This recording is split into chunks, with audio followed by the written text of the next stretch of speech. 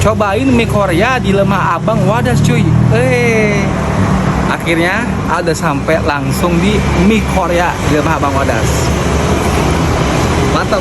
Sesuai permintaan banyak banget rekomendasi di Facebook sama di TikTok. Ini harus cobain katanya mie Korea yang di Lemah Abang di Wadas. Lokasinya cari aja langsung di Lemak, Jalan Sekuro, pas banget samping Wadas Medika. Langsung aja kita cobain. Yuk. Nah, ini yang paket 4 isinya ada daging sapi, sausnya sapi, kimchi, telur sama timun. Nah, cobain dulu nih.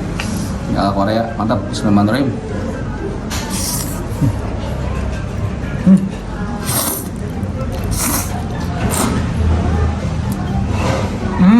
Dari mie-nya, ini apa yang suka mie-nya ini gurih, manis. Untuk yang pakai 4 daging sapinya ini enak, gurih, cuman harga 23.000 loh. Udah pakai kimchi, telur, soalnya sama daging sapi. Seperti saya dapat, cuman kurang pedas buat ayah.